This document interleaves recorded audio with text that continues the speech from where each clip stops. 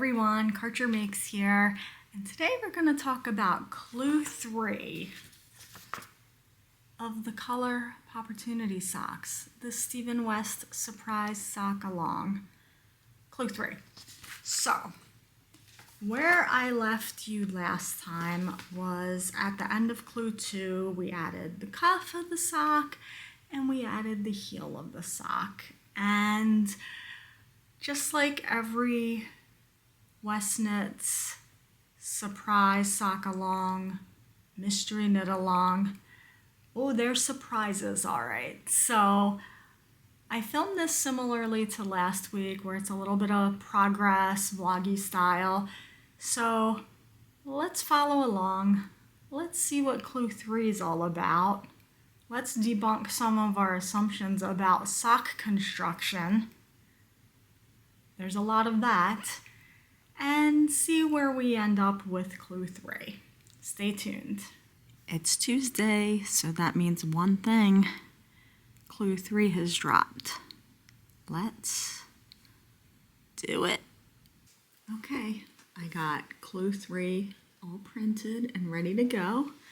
I did a quick little scan through to see what's up. What's up with clue 3? What are we doing?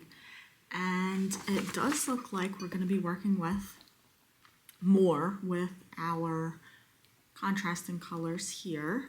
We're doing some short rows, which I'm assuming is going to be the gusset here.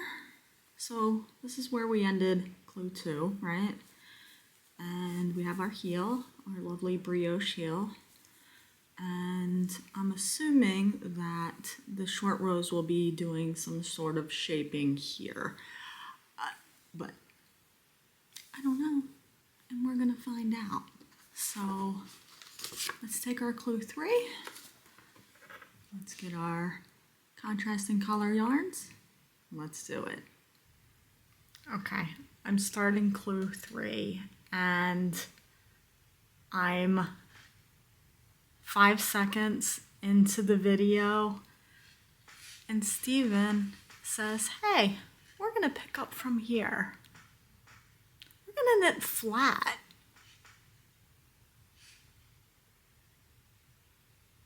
What? What?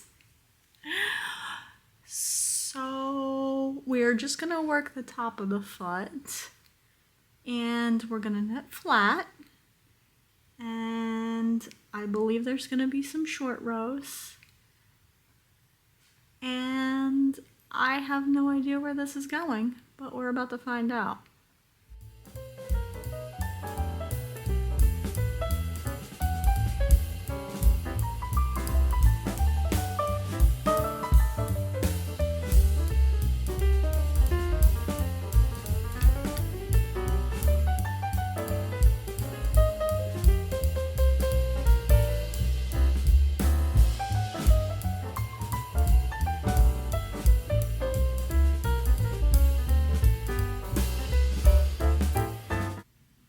So here we go. Short row wedge number 1 is done. You can see it kind of makes this triangle with these eyelet borders using the contrasting colors. So here's a look. It's kind of hard to get the whole thing in here, but here's a look.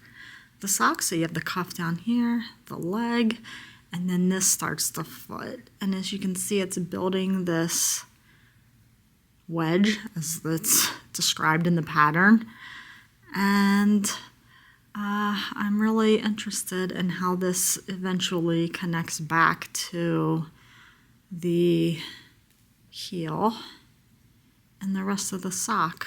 Do we just seam it? Is there going to be some sort of more knitting to connect these two together? I don't know, but there we go. Wedge 1. So here's a good example of things that happen when, number 1, you don't fully read through the pattern to see what's to come, and 2, when you're doing this interesting non-standard sock architecture. So what are we talking about here? I am doing my socks on magic loop. So this is one magic loop. We did the heel, we did this front piece, but I stayed on the same magic loop. And now the pattern is like, oh yeah, you're now gonna start from this side of what is the start of wedge 2. So basically my working needles need to be here. Well, because I'm doing this on the same needle, I can't slide them that way because then I'll lose the heel stitches. So what I'm gonna do, and it just started pouring rain, so my apologies if you hear that. What I'm gonna do is just grab a double pointed needle, reposition these stitches, and then start back over at this side. So let's do that.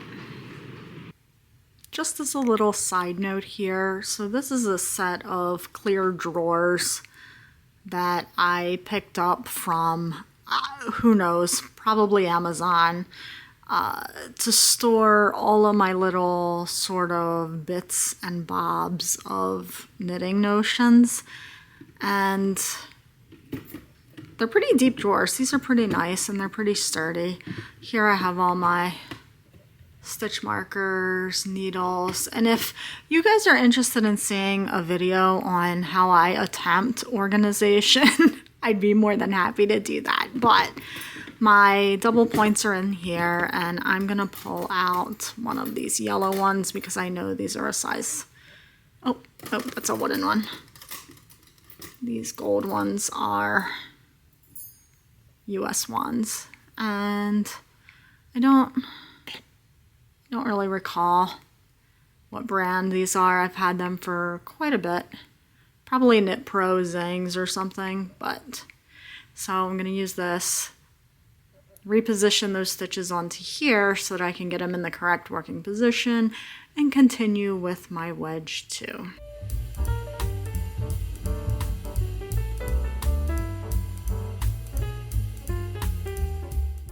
Okay, so hopefully you enjoyed that progress.